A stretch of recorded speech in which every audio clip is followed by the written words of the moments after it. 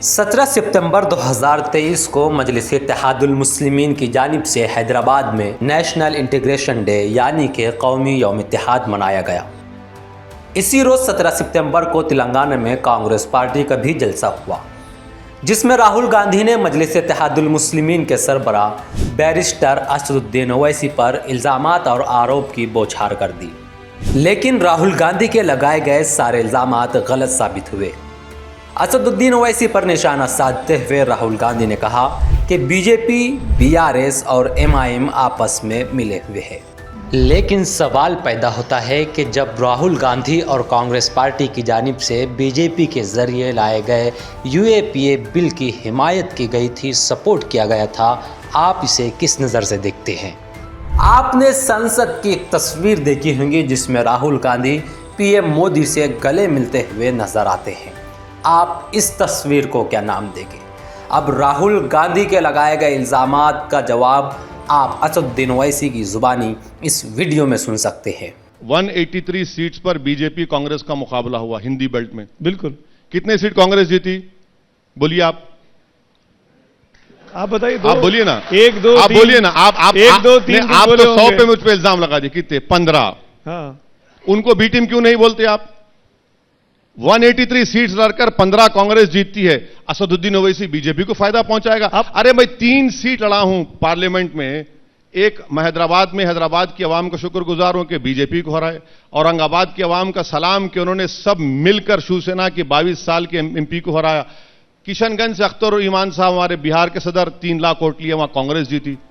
बाकी जगह कैसा मोदी जीते? क्या मेरी रूह गई वहां पर, या मेरे शयातीन गए जाकर उन लोगों को बोले वोट डालो इनको?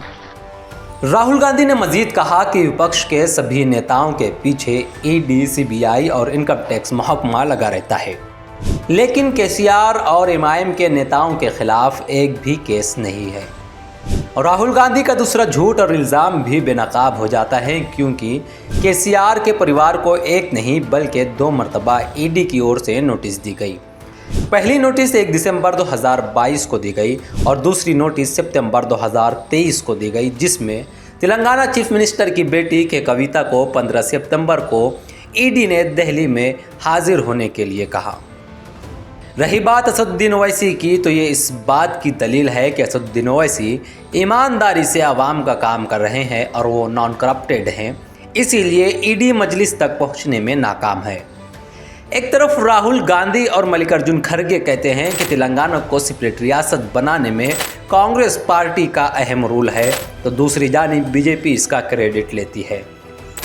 बीजेपी के अमित शाह कहते हैं कि हमने खून का एक कतरा बहाए बगैर जो है तेलंगाना को एक आज़ाद रियासत बनाया, उसे इंडियन यूनियन में शामिल किया, जबकि हकीकत यह है कि हैदराबाद निज़ाम दौर से ही एक आज़ाद रियासत है। 1948 में जब इस पर ऑपरेशन पोलो कराया गया तो हज़ारों लाखों लोगों को अपनी जान गंवानी पड़ी। हैदराबाद के आवाम निज़ाम के दौर से आज़ाद हैं। यही वजह है कि मजलिस की जानिब से 17 सितंबर को लिब्रेशन डे नहीं बल्कि इंटीग्रेशन डे मनाया जाता है, यानी कि यौम निजात नहीं बल्कि यौम इत्तेहाद मनाया जाता है। वो सरदार पटेल ही थे जिन्होंने सारी चीजों को ठुकराकर सर्वप्रथम राष्ट्र सर्वप्रथम के सिद्धांत को चरितार्थ कर हैदराबाद पुलिस एक्शन की डिजाइन की और उसको खून का कतरा बहाए बगैर निजाम के रजाकारों की सेना को सरेंडर कराने का साहस दिखाया। कि मेरे अल्फाज नहीं है, पंडित सुंदर लाल ने अपनी रिपोर्ट में लिखे। पंडित सुंदर लाल ने लिखा कि हमने कई बोलियां ऐसी देखी जहां पर औरतों की लाशें थीं और हमने इन लाशों में यह भी देखा कि एक मां के सीने से लपटे हुए मासूम बच्चे भी थे जब बोलियों से लाशों को निकाला गया था।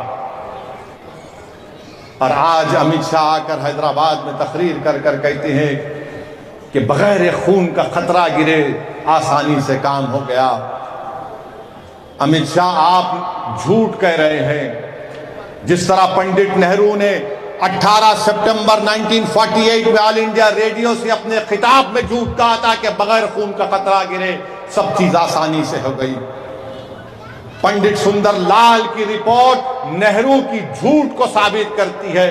पंडित सुंदरलाल की रिपोर्ट मौजूदा होम मिनिस्टर अमित शाह के झूठ को साबित करती है। बीजेपी, कांग्रेस और आम आदमी पार्टी के इल्जामात पर मजलिस के चीफ बैरिस्टर असदुद्दीन ओवैसी का क्या कहना है और वो क्या कहते हैं, देखिए ये वीडियो।